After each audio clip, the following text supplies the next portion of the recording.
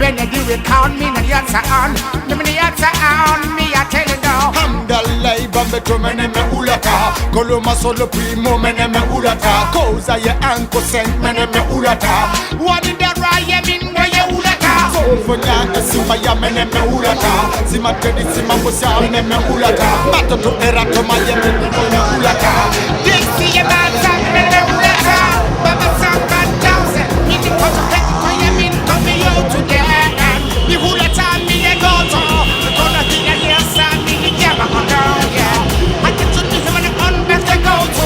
That mean me coming on back to go to. That is the boat you want to get to go to. The economy back to go to. Support me as well to go. You want to go to.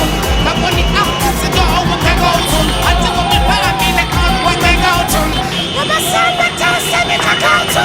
The economy for you down. We will come and you mean we're gonna matter you down. Me and Anita. Me the one in you down. Come on. You're going to get you when you down. Hamdallah, bambeto meneme ulata. Koloma solo primo meneme ulata. Koza ye anko sent meneme ulata. What in the raya min where you ulata? Fonya esima ya meneme ulata. Sima tedi sima musa meneme ulata. Bato to erato maye meneme ulata. Dixie your man meneme ulata. What's the fancy? Go ya rabbi. I'll go to Putnam for you. What's the fancy? Go ya rabbi. I'll go to Putnam for you. Yeah. Well, I'm a nigga, I'm a so what you want. I'm going to one for you. I'm a so you do you want to get to leave now.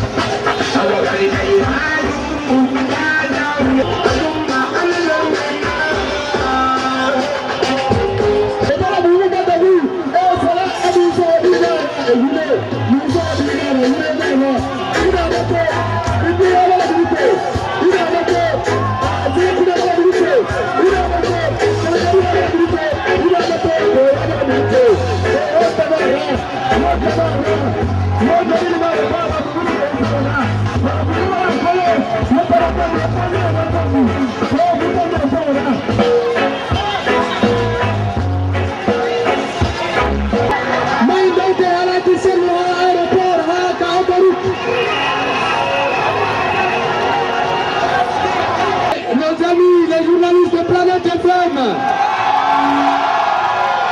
je voulais vous remercier pour l'apport qu'il apportent pour la lutte pour la démocratie. Ils sont aussi les braves combattants pour la liberté.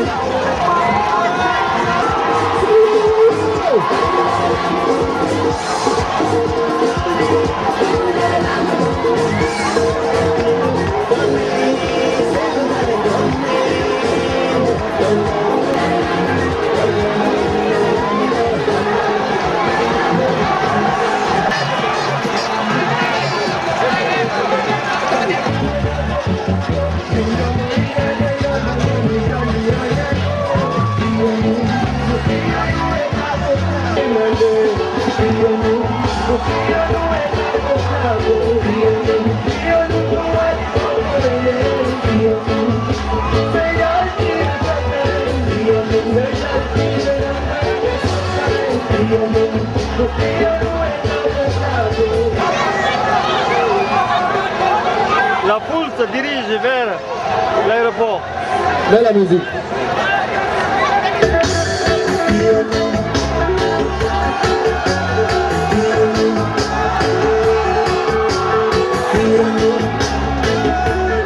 Aéroport, direction l'aéroport. Direction l'aéroport. Allons, Marie, attends. Allons, direction l'aéroport.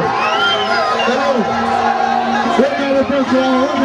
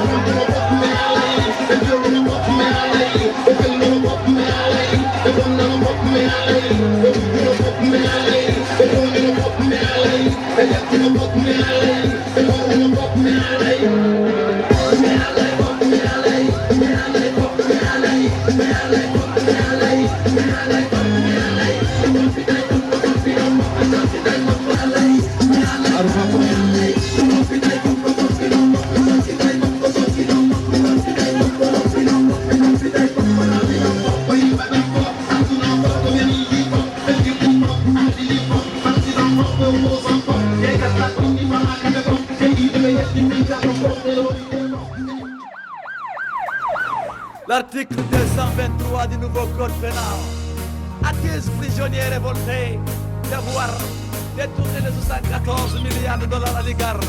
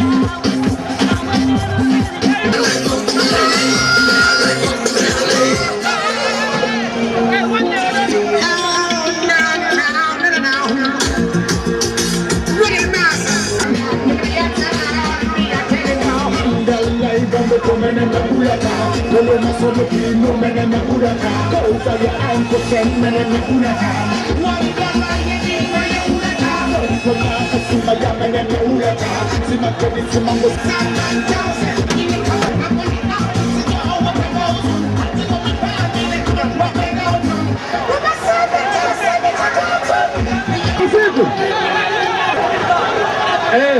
Haki. Kau yang biru ni tau. Yang suka berfumba itu dikasih lalu. Jangan ngacir ni sampai tau. Kono yaltini on hande? Ko fiyo bas ala ci sennu ona yande kal pappini sakki ke men lay gane nge bas wakkila go mede wakkili wakkila Alpha Condé mama men tampi billahi wallahi me wadi men pijini fo ande ko fi pouvoir mais c'est la vérité ko nous Antipi me wala Alpha Condé konana. Mi Mamadou Harouna Ba section motar. Ame ngala ni Alpha Condé ko siti banko fenande.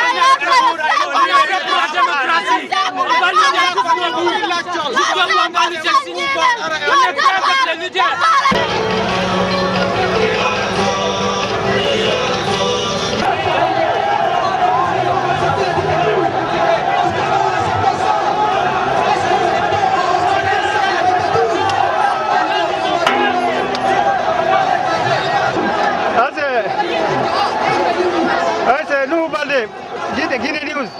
Toi qui as fait l'objet de menaces de mort. Je vois que tu n'as pas peur. Courage.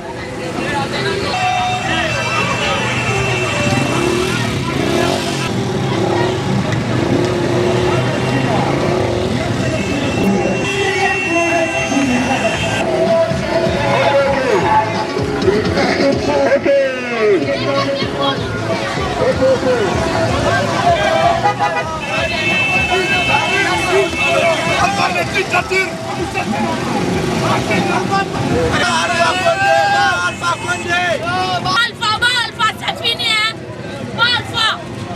Alpha, c'est fini, bon! il faut fermer faut pas fenande heewi dewlagine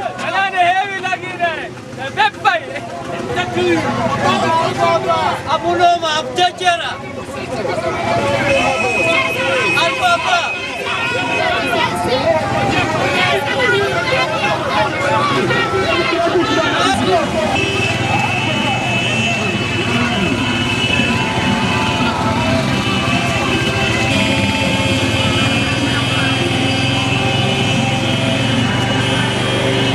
Ba démocratie la yɛrɛ k'i ma se Madina yama bɛɛ parce que o nakolo a n'a di démocratie n'a di vraiment e n'a to naga fa muso bɛ de moka buyati ti par mission de tina mambara bile moka fa moka démocratie sa woyɛ DJ morceau sa nga base mberde bɛ atanara DJ wokai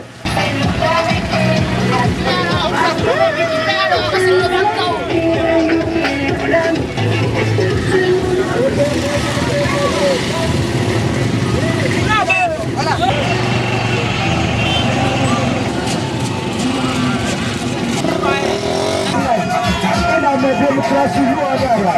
Jadi kita luar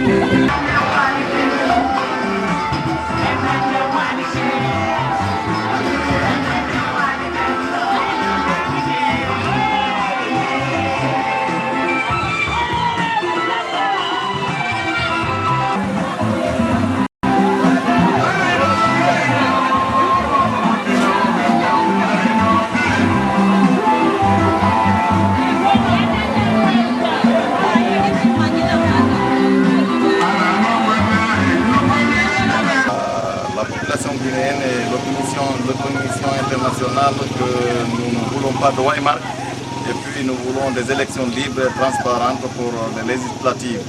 Nous voulons le bonheur de tous les Guinéens. C'est dans ce cadre-là que nous avons organisé cette marche. Et la marche est répandue sur toute l'étendue du territoire guinéen. Donc on est contre personne, mais plutôt nous voulons transparent que les Guinéens de l'étranger votent.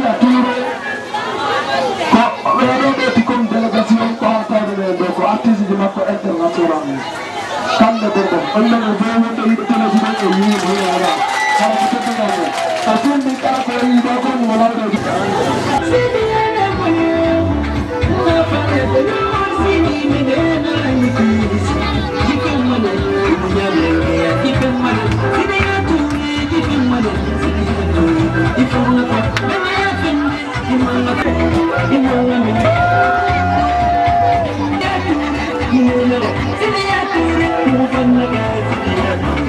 Les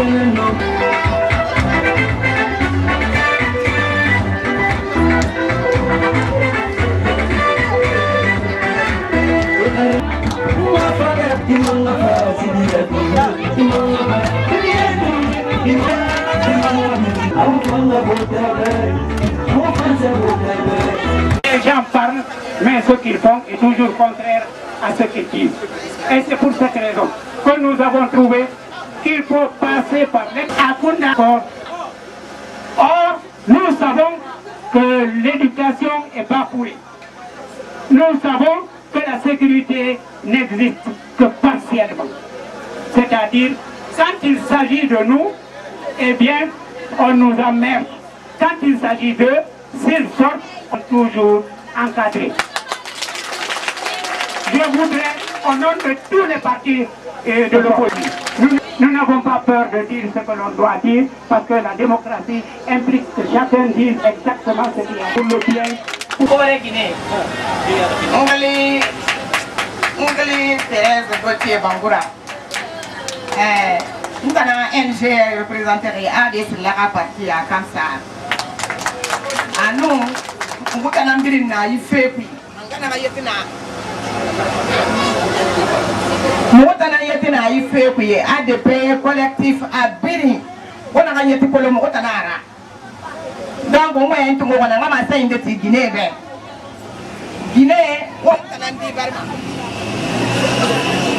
on tanandi barima fagai to bati me ke wonta nan made fagama wonta nan momari fagama wo muama kwamma wonna na kan kuiki élection à 30 juin wo mu d'accord ko mun fera gouvernement mouvement présidentiel et la mané no opposition ala fekere nama wo bi da parce que élection wonna na yerene wo mona yara ko bi gara passé wo mu gere girima wo me ko boyra tema mais on kala na yila nyide wonna nene ana yo wa ma fe fa yo ma ibo itande ko on katinde wo mboro ka fera ko on kala so ka tali na na e bore ne wona ka wo be na ka wona ka ne risa ko ibore na ka deti wona ka kwa isa ko ifan ko tuliti o ka kwa isa ko donc ntan wa nyi tongo na to mo gine na o ka kolon ji fe fule fe mo na so fe mo na manin ka fe mo na unité nationale nara ko bi ngala fe kerema.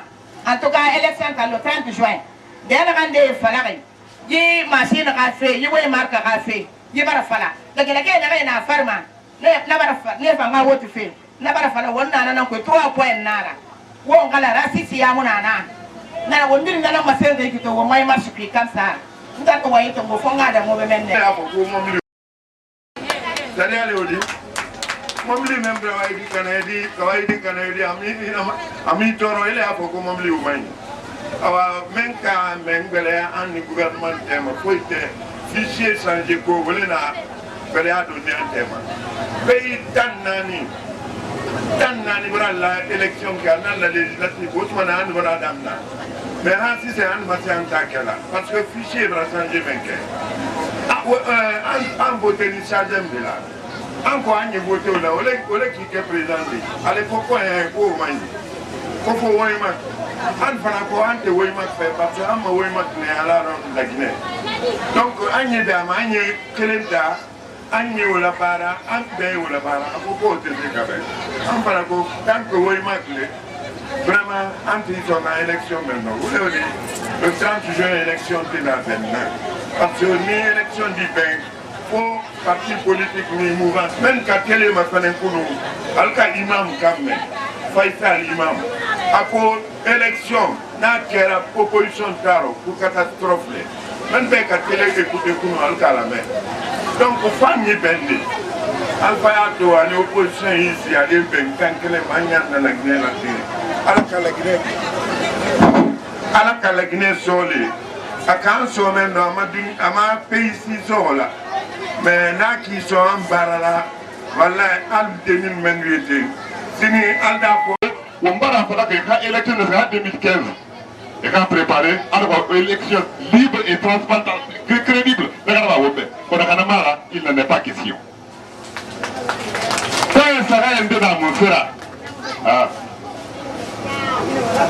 on a fait na hambini kuyi fo ngati ngondi nanna la Guinée ka wo mudan amulam bir no fena donc kono wo ka attention de graba ka sifule kanji ka Guinée bay ko kolimi ka Guinée bay yira sifule kanji fa no fa to ko basga donc la Guinée ko wonga fete la Guinée ko surtout mo de ka fera wonta na ya be kam sarbe migi solo wala ni bi mbara fa kam sa te fera hay to kam sar la ko yefora bali muto ya o fa bi na danfu hay to kam sar na ko yefora ku yemuna temuna kiramuna ino amatoto kam sar ku lu la Guinée ku i wonde ye moto bon so kenen kabu be na la Guinée la ki ka trésor naturel wo bi ko ni la Guinée la donc mi kem ko ye to ko be ka fi di be la e ke ki etara wonta na to be wonta na ngodi be woni dar la ke bi ki men beto di opposition ku etara na la Guinée bi sebbe mayra wo munne ko lo fuji élection na ba fi nge musere ba be ta ne ka fi di mangara wo ka fi di musera e musera ba wonna kan to zéro rien il fait des calendriers bara il faut la créativité to ga fi calendrier ma mu ga daga bu na calendrier ba ni la ke to be fi be calendrier be ne fi de do aka du calendrier bu ma donc won xamato yi fe na kay tam fa dagay yi we mak fe et la Guinée extérieure nu ngi e to sukke di fe carte fe wo wote na kay ma na fe do fa ke ne to ngajo won sigama karamara wanga fa la professeur be anoma nomination na ba de ali to ake na nomination na ba député nomi akay nommé mais en tout cas on tente l'opposition yo musigama élection di catastrophe mais wonga ko na fa no raba na Guinée mo to fu na fa na bakandi donc wonga ko arabe annabe wonna kan suki ga kuy muna manin kay na he akay faha ibarta ka fera ibu fi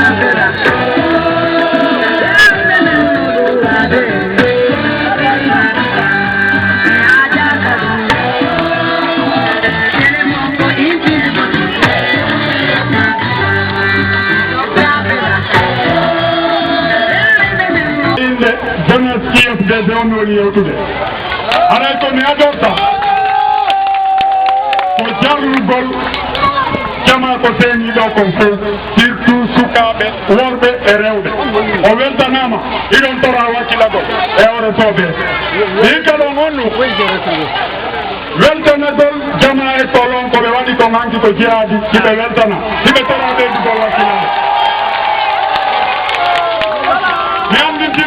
andu combat mo fuɗɗiɗen on himo juuti lawol ngol no mettiyade mais en hewto e gagneten ɗon inchallahu jaggolle ɓe wiya wondema kundara fof woni arc-en-ciel komi torot taw si Allah e nelaɗo ko janggo ɓe arata en haldi en fotti hande ko mars janggo mo beeyo foto ka mum yimɓe ɓen hiɗen andi no tampi buy aka piletije wuruɗe kono noon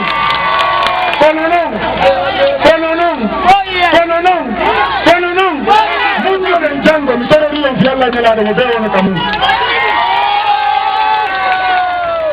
opposition on ɓelludalo mo annduɗon on Sidia Touré lansana Kouyaté Bocar Sylla ko ɓe yamiri en hannde e janngo koye wonu kamen wonen kamen o ɓaawa ɓe wonde hakkunde ñi Allah e nelaaɗo noon o wiide ko goonga jokkuɗe o fii yo goonga daro kamen wonta ka bitde leydi ɗi mbuudi itta ko enen fof hawti kala okkoraaɗo mbuudu yo jaɓu ñaamoyta waɗu ko ɓe faala koye kanko jeyi ɓe anndintina o honɗum sécurité o wona ayɓe men laamiɗo o laamiɗo laamu daye sécurité o wata goɗɗo projetu sécurité o ko yimɓe ɓe andan ɗon hoore mum ko enen e maɓɓe wondi ko feere woni ɓe ala ko gonga faala de en torodiri wakkilo ɗen haɗa en ɗaɓɓitali se ɗaɓɓita Allah ma jokken enɗan ɗaɓɓita ɗoyimoɗe daroɗen jingani gontigi se naɓɓiti noon vive Guinée pour tous vive PDEL o ɗi partiji ɗo hawti woni opposition o ɓe haldi inni e yaltu innen en jaɓani ko heɓɓa piiji woɗɗi wadde ka leydi ko enen fof koyen guineyemɓe en hawtudi leydi enen wonɓe ɗo ɓen enen ɗo fof koyen ɓe kundara mo beere jogui galle mum hay goto wawaɗa en ɗo hay pus en tenday ko jeyɗen kon ha foten goto ɓuraɗo goɗo haray on annani woɓɓe ni o musidɓe men baba gotoɓe men hewti gila hanki ɗi argol lowa goɗɗum ka koye men wondema haray ko jokkuɗen kon no waywa paljol andi nen ɓe ko ɓeyɗo kon haray ko bisimilla maɓɓe ko ɗum ɗo ɓe tawi haray ɗen toriɓe jikkunoɓe wilton kon hoɓe loowiki hakkille maɓɓe kon yoɓe ittuɓe tawatta en ka wonɗen ɗo ko ɗum ɗo woni haqiqa on enen en sodetake enen en feƴƴi ɗum noon on ɗum on win jokkuɗen ko laamu wonɗen ɗaɓɓude inchallah en heɓay gonɗon laamu wota ɓe giƴu hay goto wota ɓe hulɓen hay goto si en hooti joni innama en artuki tan mo beeyo immo arta haray bureau fédéral o no jarni suddiɓe ɓen jarni sukaɓe ɓen jarni moko baɓe hewtuɓe ɗon ɓe yo Allah waɗa mo ɓe hewtita ka galle mum e hewre jaam moƴƴere haray on jarama on jarama on jarama. On a fait une marche aujourd'hui pour que ça remettre. Tant qu'on n'a pas la victoire, on n'abandonne pas. Nous sommes prêts pour la victoire, nous sommes prêts pour la bataille, à la légalité. La Guinée est pour nous tous. Il n'y a pas de part et d'autre. Si tu vois, nous revendiquons de nos droits. Et il faut qu'on accepte de revendiquer. Moi, aujourd'hui, j'ai été limogé parce que j'ai signé la marche d'aujourd'hui. Cela ne dit rien. Ça ne me fait pas revenir de l'opposition et je reste l'opposition. Donc, je suis très content, je remercie ceux qui sont sortis. Je les remercie et je les encourage. Ils sont prêts toujours à la bataille. On ne va pas aux élections tant qu'il n'y a pas d'égalité, tant ce que nous avons dit, ça n'a pas de. C'est ce que je demande à l'État.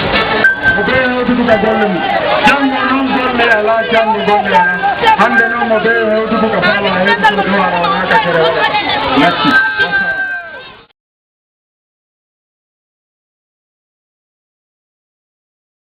Président, ça fait 2 jours depuis qu'on a organisé la marche et jusqu'à présent, il semble que les forces de l'ordre sont en train d'investir les quartiers proches de l'opposition pour commettre des exactions. Est-ce que vous pouvez nous faire le bilan un peu?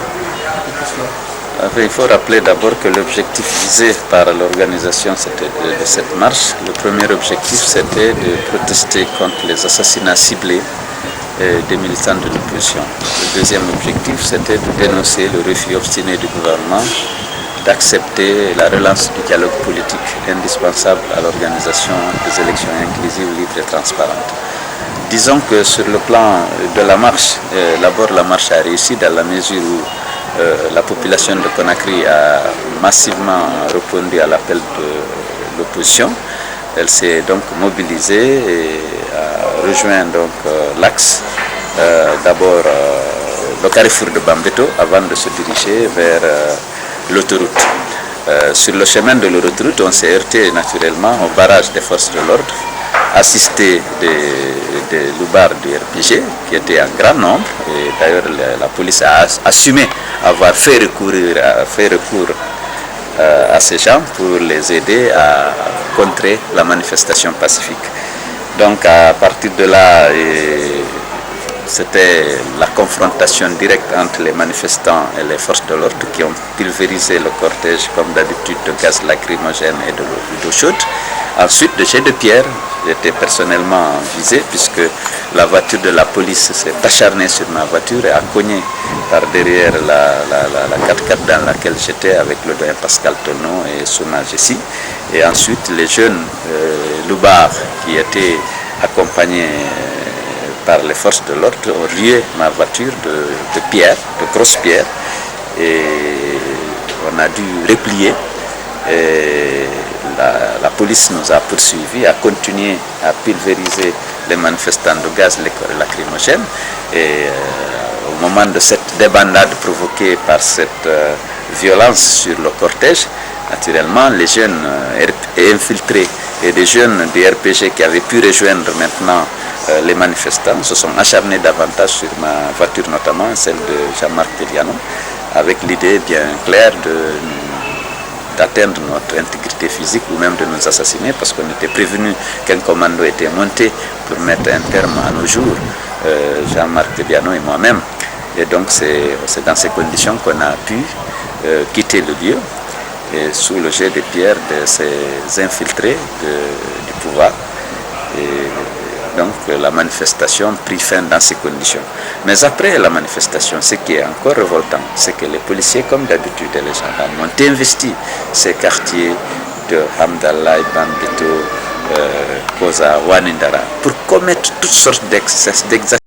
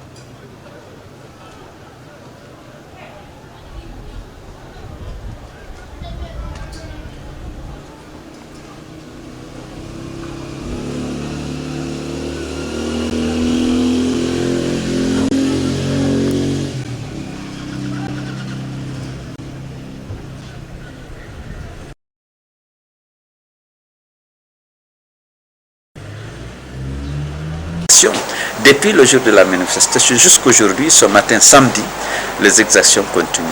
On a des coups de feu, les gens n'ont pas dormi. On a arraché des femmes de leur chambre pour les bastonner. On a confisqué, pris leurs bijoux, frappé leurs enfants, renversé les marmites comme d'habitude, procédé à des arrestations arbitraires avec toute la brutalité connue de nos forces de l'ordre. Et aujourd'hui, le bilan total est de 7 morts. On vient d'ailleurs d'abattre un jeune de 16 ans, un élève, à Wanindara. Les policiers ont tiré à bout portant sur le jeune et malheureusement, les gendarmes qui étaient fort nombreux sur les lieux n'ont pas pu réagir. Donc c'est triste que la Guinée recule autant, que les policiers et les gendarmes font désormais un usage abusif de leurs armes à feu contre des manifestants pacifiques et contre même des paisibles citoyens qui sont restés chez eux et qui n'ont jamais été dans la rue pour manifester, simplement parce qu'ils appartiennent à une certaine communauté ou à des partis politiques. Et ça, c'est triste pour notre pays.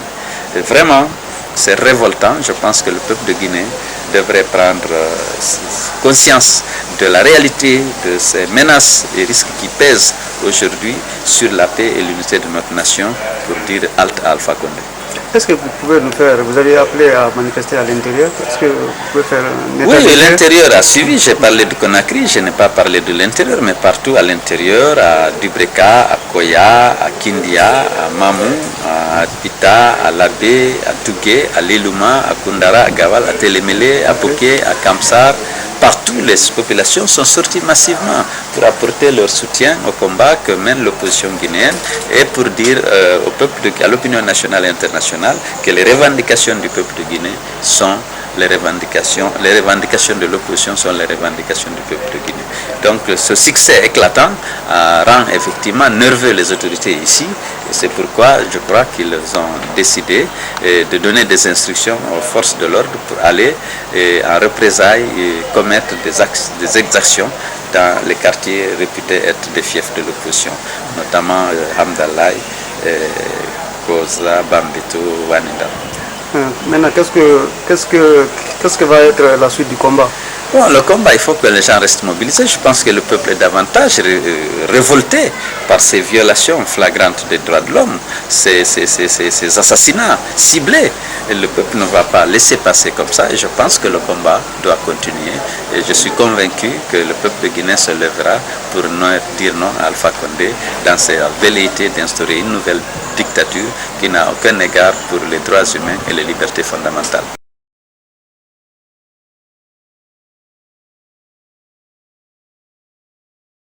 En fait, je me nomme Diallo Mamadou Ali. Je suis étudiant en électricité, bâtiment. Où? À Ratoma, CFP de Ratoma. Bon, c'est le vendredi passé là. Après la prière, les gendarmes sont venus dans le quartier. Quel quartier? Bantunka 1, précisément à Koza. Bon, maintenant on nous a dit de sortir, voir comment sauver les vieux. Parce qu'ils sont venus en groupe pour attaquer les vieux qui quittaient à la mosquée. Maintenant, entre-temps, nous sommes partis tout près de la mosquée. Maintenant, on a jugé nécessaire de se retourner à la maison. Enfin, il y avait les gendarmes dans le quartier. Moi, je disais, bon, de me retourner pour rejoindre à la maison. Je me suis coïncidé avec un pick-up et beaucoup de gens. Vraiment, on m'a tabassé comme un animal, comme un chien, disons. Parce qu'on m'a beaucoup tabassé. On m'a dit là-bas, vous pensez que c'est vous qui va gouverner ici ou bien c'est vos parents. Vous, avec votre beau pot là, on va tout gâter ça. On m'a poignardé, bon. Poignardé à quel niveau? Montre-moi la blessure. Ah bon, regardez ici là. Ici, ça, c'est parti jusqu'au niveau des dents quoi. De l'os? De l'os, voilà. C'est parti jusqu'à là-bas.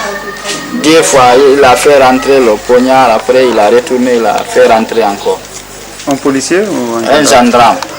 Mais il parlait le français, le français n'était pas clair. Ah bon? Je ne pense pas si c'est des Guinéens. Parce que le français qu'il disait, même moi c'est difficile à comprendre ça. Ce qu'il disait, ils sont tous cagoulés aussi. À porter des cagoules? Oui, ils sont tous cagoulés. Donc tu n'as pas pu voir le visage? Je ne peux pas aller là-bas. Bon. Ils ont tout pris d'abord ce qui se trouvait dans mes poches. Parce qu'il y avait l'argent là-bas. On a tout retiré ça. On m'a enlevé les chemises. J'ai resté nu. Ah bon? Tu as déshabillé totalement? On m'a déshabillé totalement. Bon, on m'a mis en prison de l'école 18 ici. Après là-bas, à cause directement le colonel Samora, il a dit bon, il faut les transférer pour fournir l'effort. Ok, comment tu as été libéré? Bon, entre-temps, ils ont beaucoup dépensé là-bas. Dépensé quoi? Il faut dire exactement ce qui s'est passé. Beaucoup dépensé l'argent. Je pense qu'il a dépensé 2 millions et quelques. Pour te faire libérer? Pour me faire libérer. Ils ont donné ça. Ils ont donné l'argent aux gendarmes? Oui. Ils ont réclamé l'argent. Est-ce que vous savez à qui vous avez remis l'argent? Ah bon, en fait, moi, comme je souffrais beaucoup, entre-temps, c'est le dirigeant de PM3 là-bas. Parce qu'il y avait le commandant adjoint là-bas. Le commandant titulaire, lui, il était en France pour une formation. Il y a quelque chose à ajouter? Bon, j'ai quelque chose à ajouter parce qu'il y avait des prisonniers là-bas. On les a transférés à la sûreté, soi-disant qu'ils détenaient des armes de guerre. Il y avait, les gendarmes ont pris là-bas des obus et des flingues, soi-disant que c'est des manifestants qui détenaient tout ça. Ah bon, on les a transférés.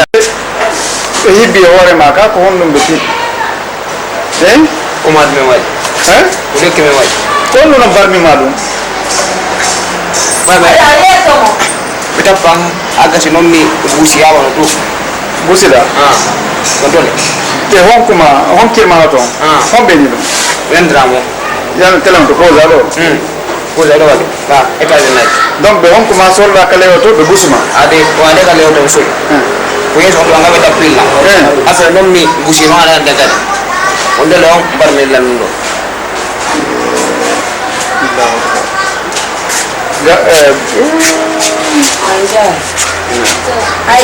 Come andrà? Non può fare, non puoi cosa? E cosa lei? E cosa lei dirà? Quando le sei? Safia. Safia ecco?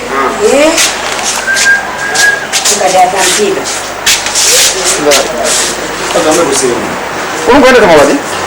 Jadi. Come farlo? Quello non lo trovo. Kalau tu kawan lagi. Muhammad Lamin. Contoh beberapa mana? Kakak mendo jalangi bianggol, biang kayak tu. Serial dengan dia. Park monsieur contre manifestant de non comment explique le con de attaquer le parc mondo attaquer mondo e zedio mane meiro come sapano ki ko wakati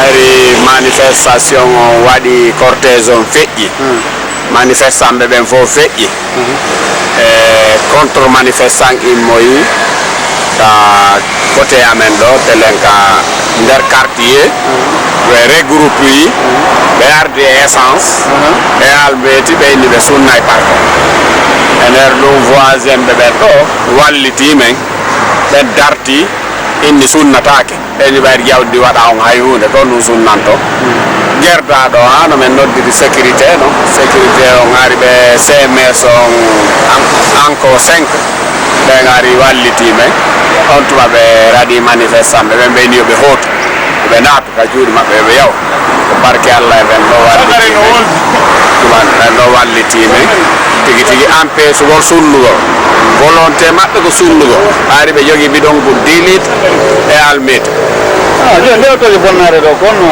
o on tuma be bugi kaaje on ka ari tuma nder ko be intervenata ta ko bugi non kaaje e nder du ay be tawi nande be bata lawol sunnugol joni e bugi kaaje arde nder parko a marmal no wadde bilan ko to jelu bon parabli to jeden ko men konti kon ara ay wano 16 voiture ara ko vitre mum fusi kon ara ko peinture mema kon kaaje den ko yani elji bonni peinture kon ara non tawaka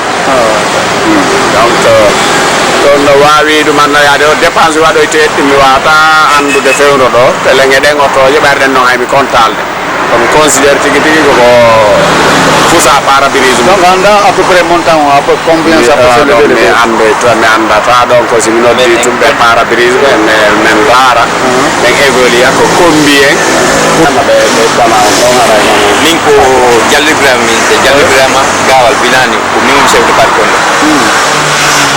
donc problème on bari marche on fuɗɗi ke waɗude mais yi marche on meɗen jooɗi nder ga marche on bari e kuulo e feƴƴi mais yi sakkitike wonɓe ɓaawɓe ɓen noon no feƴƴude woɓɓe yimɓe ka quartier buloki e wontinoɓe ɓaaw cortége ɓen ka démarche ɓe widdodiri kaaƴe ɓe widdi kaaƴe ɓen noon fiiraɗagol ɓen noon yoɓe ɗuytu manifestant on ɓen noon dogi yilti ka ɓe yiltitoto ɗon ɓe niveau joni ɗi parkiji ɗo parkiji ɗin yoɓe bonnu parkiji ɓe ɓe bonnu parkiji ɗin ɓe on tuma ɓe yehi ɓe ƴettoyi min yi ɓe ƴettoyi essence ɓe ƴetti essence ɓe ari ɓe inni wonde parkiji immoɓe amen ɓen kadi ɓornanama a parkiji tati no yeeso ɗo ɗin kadi fof ɓe fusi vitre mum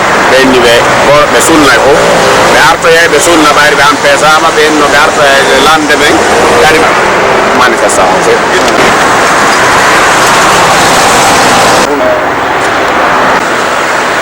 ɗum ɗo ko ñande manifestation on bonnane ñande manifestation on andi arɓe bonni ɓen ɓayde kono yaka e manen ka ko woni ɗo fof ko ɓen ari bonnane men wonɓe ka ɗuma ɗo escalier donc ko ɓen arno ɗo yanne hoore amen ɗo militant ɓe RPG militant c'est le militant de RPG ari ɗo yanni ɗo bonni min gu oya arduno e bidon hunko mi yanni hoore makko mi hetti bidon hunkum nan mi hettali bidon hunkum kono me almen to mi hetti seɗa faala sunnude ɓe aɗa faala Ibrahima Dieng ko minen wonno ɗon nde ñande premier groupe on ɓe ari ɓe fusi oto ɗiɗi ɓe feƴƴi deuxiéme groupe on aroyi ɓe feeri noon kaji men heureusement yimmirawo maninkana ɗo ko on ɗon sovine so tawi deka on wonali plus kanko wallite men o jeeji fayɓɓen kañum fayɓɓe on dañuri fayɓɓen ko kalmete yembe yaɗo le groupe donc on waddunoɓe ko on ɓe onno wadde non réellement ko waddunoɓe ko fi bonno ko lotoje ɗe juste ko ɗum waddunoɓe sunnugol ɗe mais Allah waɗi saabu moɗɗo heeɓi rekkili ɓe ɓe wawali wadde faale ma donc kawtal moom maninka ngal walli voilà kawtal jamen no ɗo maninkajo yummirawo ko on ɗon wallite min e fe waɗi so e fe maninkaɓe arnoɓe e fe maninkaɓe arnoɓe o ari o waali yeeso maɓɓe o fesi o jeeji ɓe woni bon si kawtal ɓe an yaafeɓe tout ça là bon ɗum ɗon ɓurti wallitade min moƴƴo ma ok o finni ko ɗa kadi